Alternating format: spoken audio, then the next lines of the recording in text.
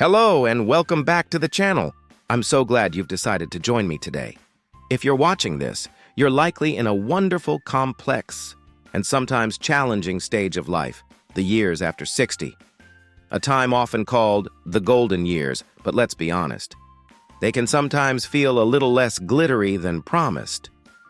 We've all been raised with the beautiful, deeply ingrained belief that family is everything, and truly it is a priceless source of love, connection, and history. The Sunday dinners, the holiday chaos, the knowing glance from a sibling, these are the heartbeats of our lives. But let me ask you a very honest question.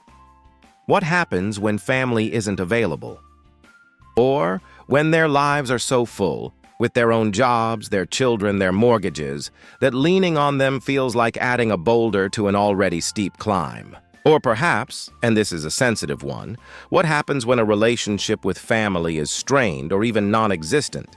The truth is, while we treasure our loved ones, relying solely on them for your day-to-day well-being, your happiness, and your peace of mind after 60 is like building your retirement home on a foundation of sand.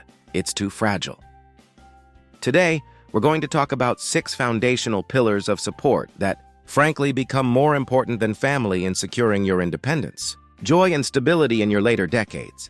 These are the pillars you have direct control over, the ones that guarantee your resilience. They are the structures that allow you to say, I am secure, I am happy, and I am thriving, no matter what life or your family's schedule throws at you. Stay with me, because building these pillars now isn't a sign of family weakness. It's a declaration of personal strength and the deepest form of love and respect for your own life. Pillar 1. Financial autonomy and resilience.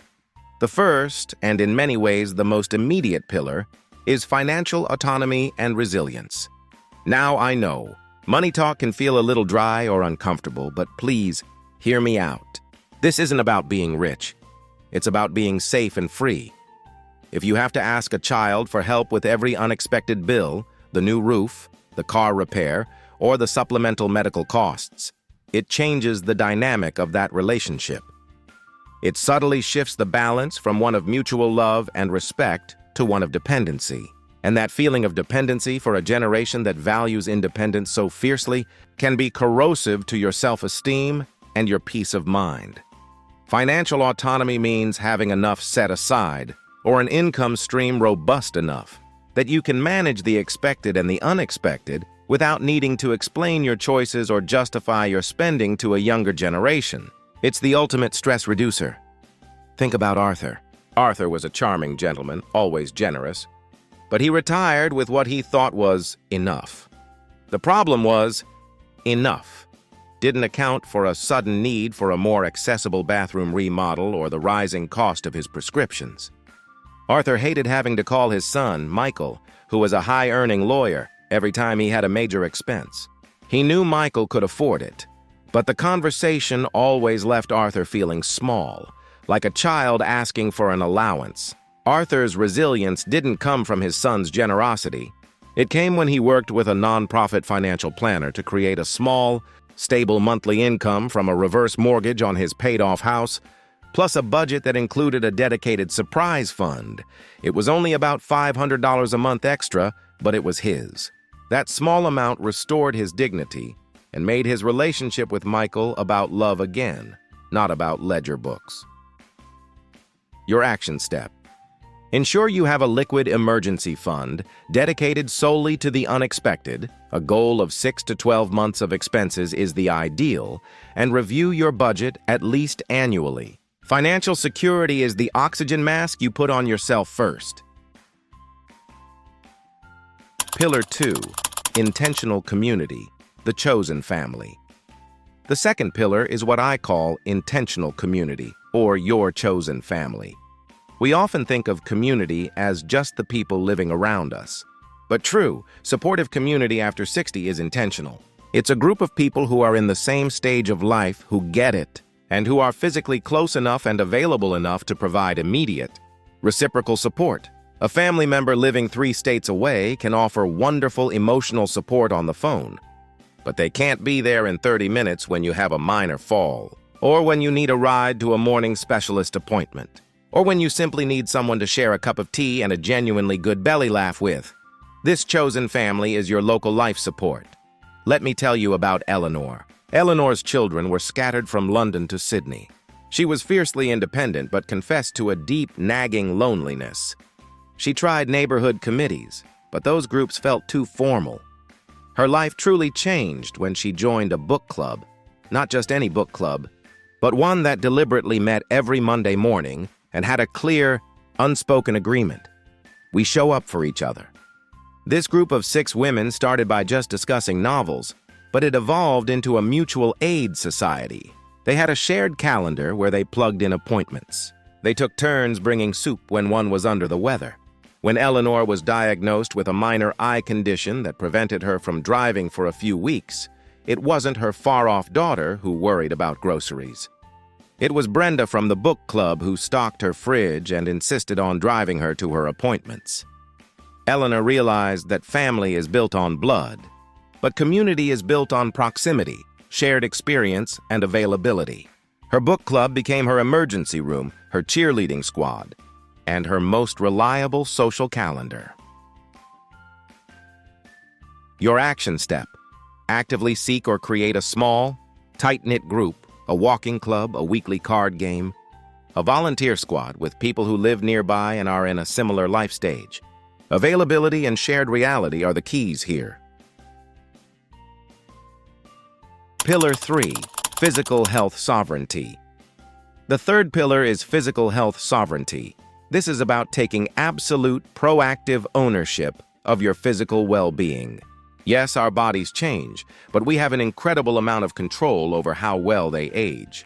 After 60, our health is no longer a given. It becomes a project, a discipline, and your greatest asset. If you are physically frail, you become instantly reliant on others. If you are strong, flexible, and energetic, your world stays wide open. This isn't just about diet and exercise. It's about prehabilitation. It's about working with a physical therapist before you need surgery. It's about strength training before you fall. And it's about cognitive exercises before memory becomes a major concern. Consider Robert. Robert's doctor told him he needed to take it easy after a minor heart scare. Robert translated this as sit on the sofa. He lost muscle, gained weight, and became stiff. Soon, even simple tasks like carrying groceries or getting up from a low chair were a struggle, and he began to resent having to wait for his grandson to come over to help. Then, Robert met a personal trainer specializing in senior fitness, not a young gym rat, but a sensible woman who understood the aging body. She didn't have him running marathons. She had him lifting light weights, working on his balance, and doing specific mobility exercises for 30 minutes 3 times a week. 6 months later, Robert was moving with confidence. He could garden for 2 hours without pain. His children noticed the difference immediately. They weren't checking on him out of worry. They were calling him to see if he wanted to join them for a hike. His strength, his physical sovereignty, was his new independence. Your action step. Find 2 forms of movement you genuinely enjoy. One for strength, weights, resistance bands, and one for balance and flexibility, Tai Chi, yoga, walking. Schedule them like they are non-negotiable medical appointments. Your body is your house. Keep it structurally sound. Pillar 4. A sense of purpose and contribution. The fourth pillar, and perhaps the most soulful, is a sense of purpose and contribution. Retirement can often feel like losing your professional identity. The void can be crippling. This pillar is about filling that space with something that makes you feel valued, necessary, and alive. Human beings are wired to contribute. When you feel useful, you have a reason to get up in the morning, a reason to stay sharp, and a reason to connect with the wider world. This purpose is a self-sustaining engine of joy and mental health. If you are only waiting for your family to call or visit, your sense of worth is entirely external and intermittent. But if you are engaged in a meaningful pursuit, you possess an internal, consistent sense of value. Think of Maria. When Maria retired from her job as a primary school teacher, she felt adrift. Her children loved her, but their lives were busy, and she felt like she was constantly inventing things to do to fill the day. she missed the energy of the classroom. Instead of waiting for her grandkids to visit, Maria found a local literacy nonprofit that needed volunteers to teach adults to read. It was demanding, but she loved it. Her new students adored her. When her daughter called, Maria wasn't saying, "Oh, nothing much, dear," but "I'm late for my class, but I can talk later." This shift was profound. Maria's purpose gave her a new energy and zest that made her more interesting to her family, not just someone they felt obligated to check on. She was still contributing to the world, and that contribution became her core strength. Your action step. Identify one passion that allows you to give back or create. Volunteer at a charity, start a community garden, mentor a young professional, or finally write that book. Your purpose is your antidepressant. Pillar 5, cognitive flexibility and curiosity. Our fifth pillar is cognitive flexibility and curiosity. This pillar secures your mental independence. It's about keeping your mind sharp, adaptable, and open to new ideas and experiences. A flexible mind is a resilient mind, one that can navigate a rapidly changing world without fear. When we stop learning, our world starts to shrink. This isn't just about doing crossword puzzles. It's about actively challenging your brain to create new neural pathways, which is crucial for staving off cognitive decline. It ensures you can maintain complex conversations and make sound, independent decisions about your life and your assets. Let's look at Howard. Howard was a retired engineer, a man of facts and figures. He loved his routine, but his conversations with his grandkids, who were all immersed in technology, were becoming stilted and frustrating. He felt like a relic. Howard decided to tackle a truly foreign concept, learning to code. He signed up for an online introductory course. It was difficult, frustrating, and he made 1,000 mistakes.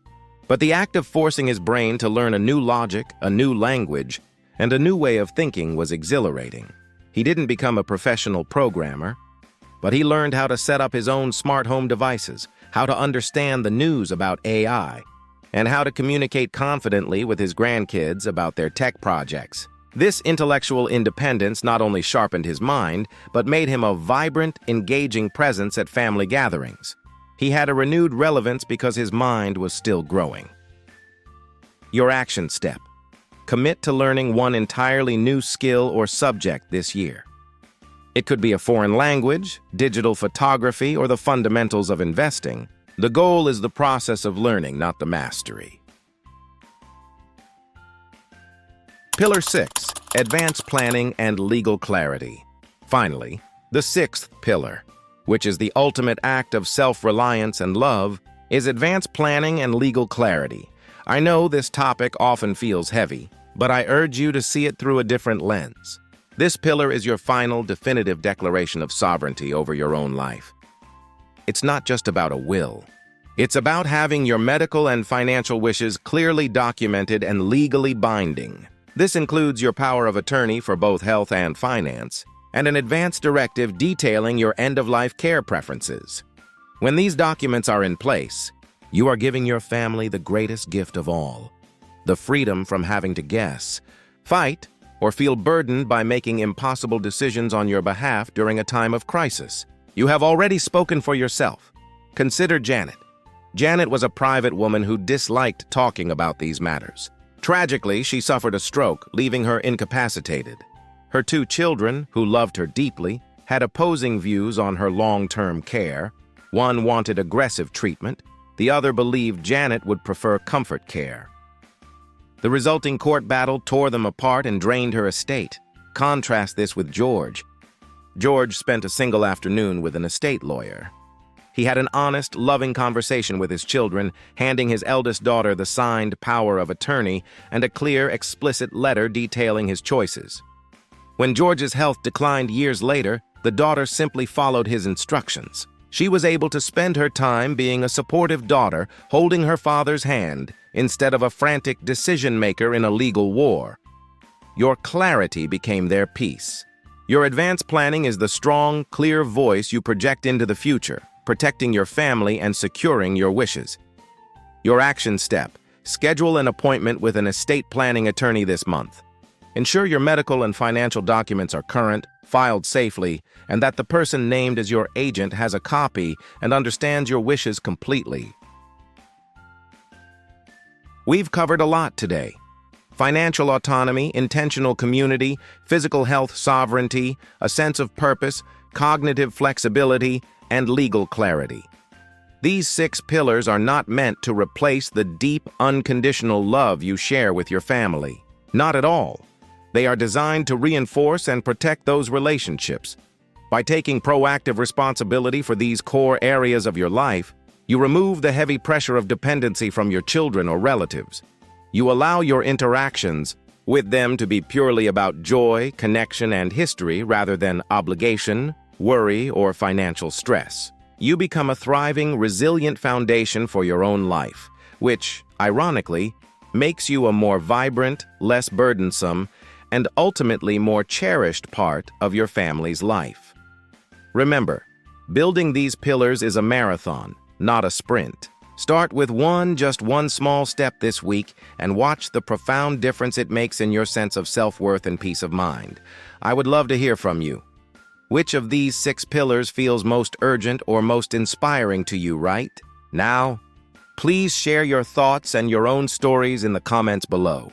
Let's start a real conversation. If you found this message helpful, or if it sparked a new idea for your own journey, please give this video a like.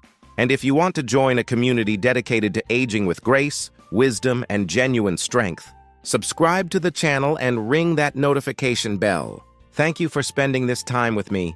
You are a pillar of strength in your own life. Go build your foundation strong. I'll see you in the next video.